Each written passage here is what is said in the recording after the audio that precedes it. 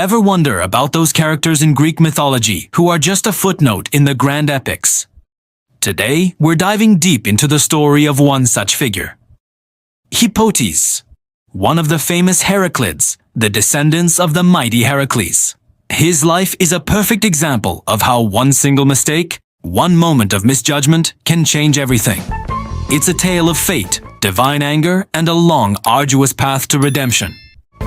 So, who were the Heraclids? After Heracles died and ascended to Olympus, his children were driven out of their homeland in the Peloponnese by his old rival, King Eurystheus of Mycenae. For generations, they wandered as exiles, always dreaming of reclaiming the land they believed was their birthright. This quest became known as the Return of the Heraclids, a legendary campaign to conquer the Peloponnese. Hippotes was a great-grandson of Heracles, a key player in this multi-generational saga. He was part of the generation that was finally poised to succeed. The Heraclids had gathered their forces at a strategic port town called Naupactus, ready to launch their invasion across the Gulf. Their leader was Temenos, another descendant of Heracles, and Hippotes was right there with him, a trusted commander in the army. Everything seemed to be falling into place. They had a massive army, a fleet of ships, and the divine will of Zeus seemingly on their side. What could possibly go wrong? Well, in Greek mythology, the answer is always a lot. The trouble started, as it often does, with a prophecy. The oracle at Delphi had given the Heraclids a cryptic piece of advice for their invasion. They would succeed if they followed a three-eyed guide. Now, what on earth is a three-eyed guide? The commanders were stumped. Was it a mythical creature? A person with a special helmet? They spent days debating the meaning, scanning the horizon for any sign. As the army waited at Naupactus, tensions began to rise. The days turned into weeks, and the soldiers grew restless. It's in this tense atmosphere that our story takes a dramatic turn. One day, a man on a mule rode into the camp. He was a local seer, a man named Carnus, a prophet of the god Apollo. He was there to offer his services and interpret the will of the gods for the army. But in the paranoid environment of the military camp, his arrival was viewed with suspicion. Rumors started to fly. Who was this stranger? Was he a spy sent by their enemies in the Peloponnese to sabotage their invasion? This is where Hippotes enters the scene and where his fate is sealed. Fueled by suspicion and the pressure of the impending invasion, Hippotes saw the seer not as a messenger of the gods, but as a potential traitor. He was convinced the man was a spy. In a rash act of what he likely saw as military prudence, Hippotes took matters into his own hands. He confronted the seer, and without a proper trial or investigation, he killed him.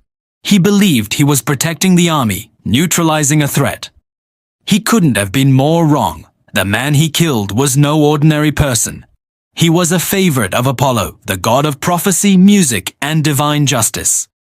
Killing a seer of Apollo, especially one who came in peace, was a grave sacrilege. The consequences were immediate and devastating. The sky seemed to darken over the Heraclid camp. Apollo's rage was unleashed upon them. A terrible plague swept through the army, sickening the soldiers and decimating their ranks. Then, a storm brewed in the Gulf, smashing their fleet of ships to pieces against the shore. Their grand invasion force was crippled.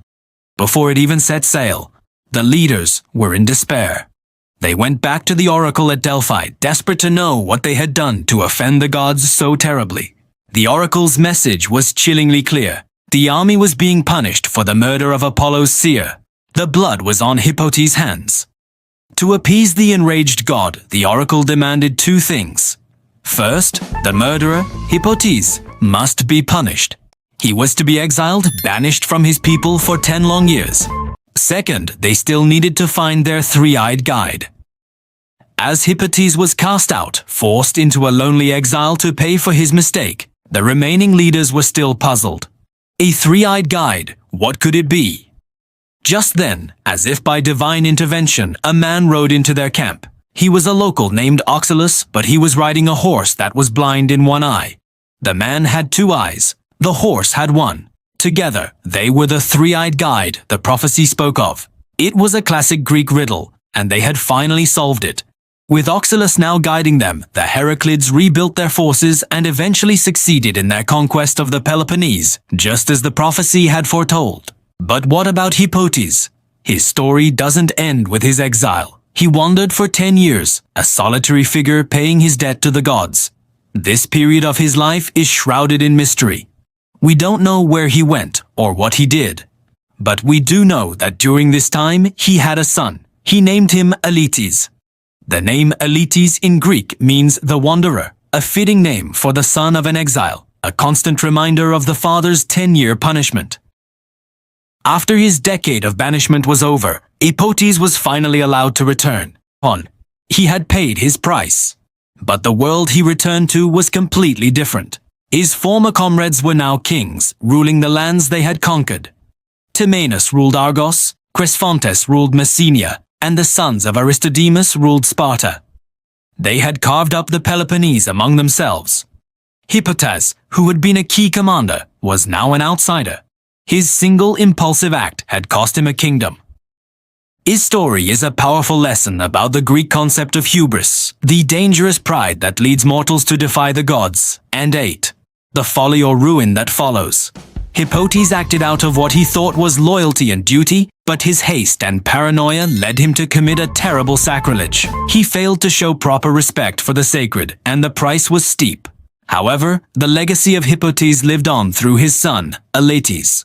Once Aletes came of age, he didn't just accept his father's diminished status. He became a formidable warrior in his own right, determined to carve out a legacy for himself.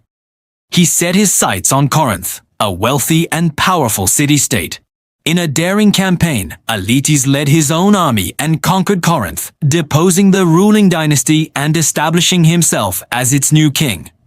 So, in a fascinating twist of fate, the son of the exiled wanderer became a king.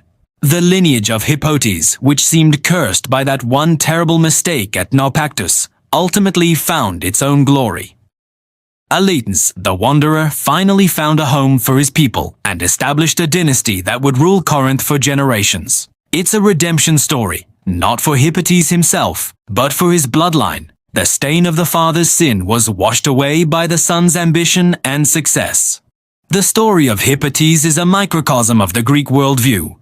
It shows us that even heroic figures are flawed, that fate is inescapable, and that the anger of the gods is a terrifying force. But it also shows that even from the depths of failure and exile, a new legacy can rise.